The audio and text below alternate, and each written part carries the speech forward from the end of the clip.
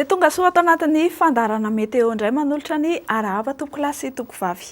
Ahitana andian-drahona na front atao amin'ny fahadra-masina atsimon'ny Madagasikara azo izay miakatra kelikely manantona ny nositsika. Tsioka malefaka miovaova no mandrafitra ny toetry ny andro. Dia izay ny amin'ny fahindro tolotra anao manaraka izao ny toetr'andro no vinavinaina ao amin'ny rapitso.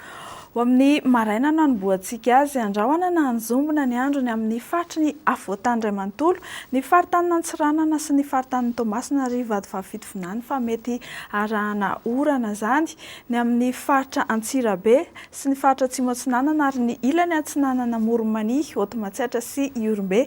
Ifandimy kosa ny rahona sy masoandro ny faritra sisa ary mafimafy ny fitsokan-drivotra ny any amin'ny tendrony avaratra any sy ho anareo any amin'ny faritra Atsimo andrefaniny.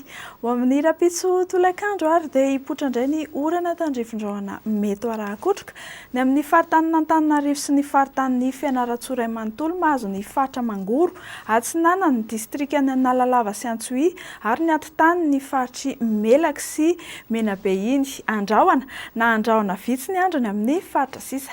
Asiantsika teny fo indray ny mahakasika ny maripana somary hisy fiakarana izany atao anatin'ny 3 andro avy, izany hoe hidanika dia hidanika ny andro. Ho amin'ny rapitso maraina izao ny ambany indrindra dia eto Antananarivo 12 degré Celsius araka izao tarehimarika hitantsika amin'ny sary izao.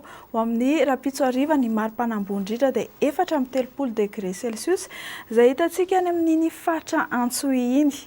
Ho amin'ny rapitso mandrakariva dia ifandimy ny rahona sy masoandro any Nairobi sy Johannesburg ary ny faritry Milan sy Seychelles. Anorana tandrifin-drahona ny Paris, Maurice sy ny faritry Nairobi ary Balikabe, Ngabe masoandro any amin'ny faritry La Réunion.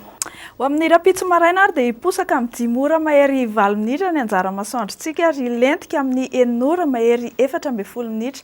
Dia izay ny meteo antsika amin'ny fiteny malagasy mametraka ny mandrapitava vetivety toko klasy toko vavy.